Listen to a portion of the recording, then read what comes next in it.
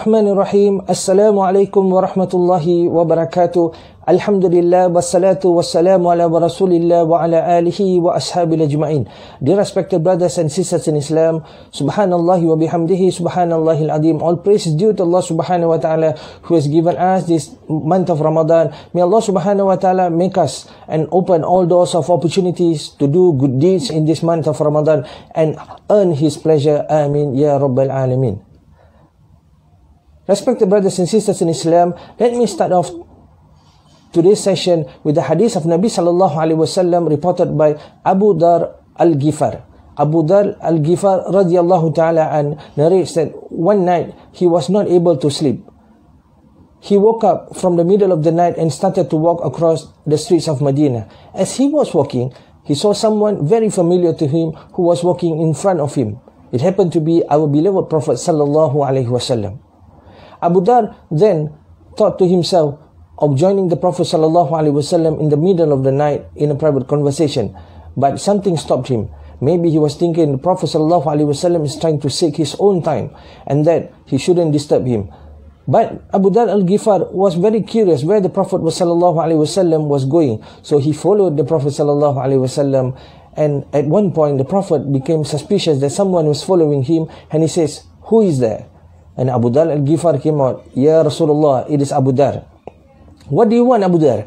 asked the Prophet ﷺ, and Abu Dhar says, "Ya Rasulullah, I was on my private walk and I saw you walking lonely. I thought of joining you, but at the same time I was thinking you were seeking your own private time. I dare not disturb your privacy." To which the Prophet ﷺ said, "Abu Dhar, come, let's walk." Abu Dhar and Rasulullah ﷺ walked to a point when they came to the side of a mountain. To which the Prophet ﷺ says, "Ya Abu Dhar, if Allah subhanahu wa ta'ala has blessed me with wealth of the size of this mountain, I will give everything in charity. That is me." The narration goes on, but we shall stop here, my dear brothers and sisters in Islam. This is a very important topic, where the Prophet ﷺ, in the middle of the night, he is talking to us about charity. Subhanallah wa bihamdihi, subhanallahil azim. As we know, the Sahaba radiallahu ta'ala an has told us in many hadiths that the Prophet ﷺ was the most generous among them. Numerous verses of the Quran were revealed to say Numerous verses of the Quran were revealed to show us that charity is one of the ways in which we attain the pleasure of Allah subhanahu wa ta'ala. Be those who are charitable, be those who give openly and secretly in the path of Allah subhanahu wa ta'ala, remembering Allah subhanahu wa ta'ala is the one who provided for us and that we should return Him back. Allah subhanahu wa ta'ala says in the Hadith al-Qudsi, "O son of Adam, spend and you shall be spent. Help in the cause of Allah and you will be helped." Subhanallah. This is the promise from Allah subhanahu wa ta'ala. If we spend in the cause of Allah subhanahu wa ta'ala, surely Allah subhanahu wa ta'ala will help us. It's been reported in a hadith that every morning, a caller will call and supplicate to Allah subhanahu wa ta'ala that, "Oh Ya Allah, the one who gives in your cause today, give him, Ya Allah, in replacement for whatever he gives in your path." This is a dua made by an angel for those who are making sadaqah for the day.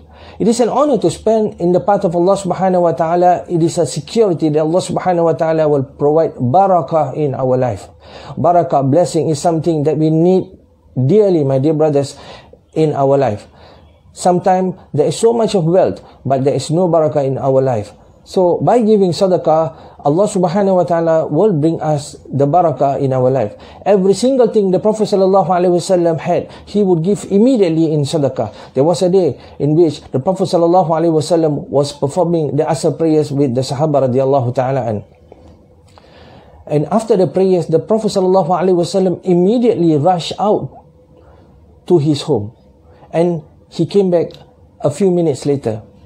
By coming back, the Sahaba were very shocked and were very confused that the Prophet first left and he came back. And eventually they asked the Prophet ﷺ what was happening. To which the Prophet ﷺ says, as he was praying the Asr prayers, he remembered that a piece of unrefined gold was given in sadaqah to him. he did not want Allah subhanahu wa ta'ala to hold him responsible or accountable should he pass away holding that piece of sadaqah with him. And that was the reason that he tried to give away the sadaqah that was in his possession. That was the reason why he left the Asr prayers immediately to give the piece of gold away. Each person to do within their means to give sadaqah.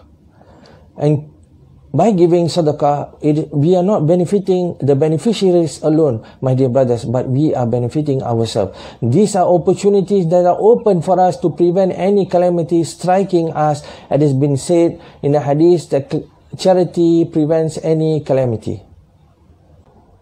Jabir bin Abdullah, as-Sahaba radiyallahu ta'ala an. Jabir was a young man and Abdullah was his father. Both of them shared a son and father relationship as friends. They were very close. And when there was a call for the Battle of Uhud, Abdullah, the father, left for the war, and eventually he was martyred in that war. Abdullah became an orphan overnight, who was in charge of his 7 sisters. Rasul sallallahu alaihi wasallam, despite losing his uncle Hamza radiyallahu ta'ala, and despite losing Mus'ab ibn Umair in the Battle of Uhud, he took special concern about Jabir bin Abdullah radiyallahu ta'ala, and for this young man was an orphan and he needed much more care and empathy. And there was once Prophet sallallahu alaihi wasallam, knowing who Jabir was, a very humble and shy person who tried not to take any form of sadaqah, the Prophet sallallahu alaihi wasallam jokingly asked Jabir, saying that the camel of Jabir is something that he liked to purchase from. Jabir radiallahu ta'ala an said that there is no cost, but only free of charge for the Prophet sallallahu alaihi wasallam, to which the Prophet sallallahu alaihi wasallam says, no, he has to pay for what he buys. And he paid him 400 dirham, which is far more above the market rate, because he wanted to help Jabir, who was a shy person. And eventually, when he buys this camel, he returns back the camel to Jabir radiyallahu ta'ala an. Subhanallah wa bihamdihi subhanallahil adim. This is the Prophet sallallahu alaihi wasallam and his generosity. There are so many ways that we can benefit others, my dear brothers, through charity. The poor and needy, the masajids, the student of knowledge, all of them need our sadaqah. So what we can do is that every day we can make a point to set a small amount as sadaqah, and eventually after a year we would be able to accumulate a bigger sum of money that could be used for this sadaqah purpose, and it would not be a burden for us because we had already planned this sadaqah from the beginning. Rasulullah sallallahu alaihi wasallam has told us to even give half a date in charity to save ourselves from the hellfire. And it has been said that charity removes the difficulties in life, as the greatest difficulty is the hellfire. It cleanses our sin and enters us into Jannah. This is a true story of an old man who was living in Germany, and he had a major problem in his heart, and he was told by the doctors that he need to go for a bypass operation. But since his veins were touching the main veins, it was told that he had only 20% of survival, because it is a very risky operation which he needs to go through.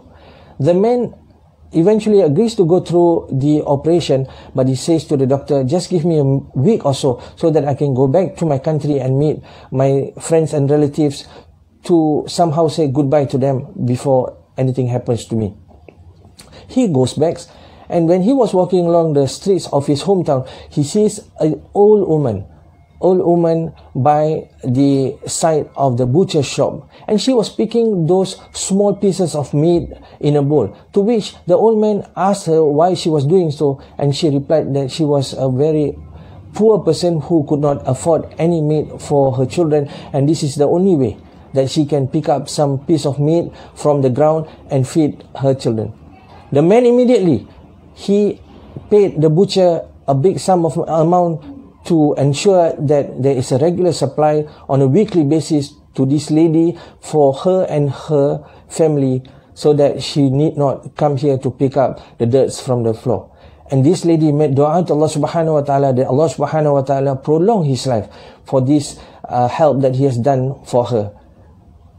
When this man went back to his family, there was a shine on his face that the daughters found, and they told him that he looks very much different from the previous days.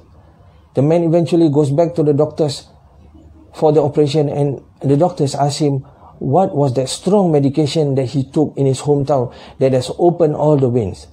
My dear brothers, this is not any medication, but this is the sadaqah that Allah subhanahu wa ta'ala through his sadaqah open the veins and prolong his life.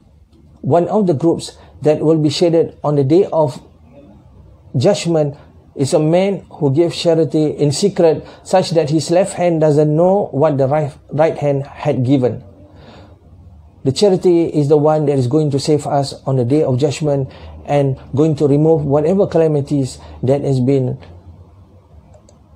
written for us. So my dear brothers, as we are going through these tough times, remember that sadaqah does not decrease the wealth of anyone, but it just opens and clears the calamity that befalls on us. May Allah subhanahu wa ta'ala open all doors for us to be charitable. May Allah subhanahu wa ta'ala accept our charities and make us of those whom Allah will be pleased. Wabillahi tawfiq wal hidayah. Assalamu alaikum warahmatullahi wabarakatuh.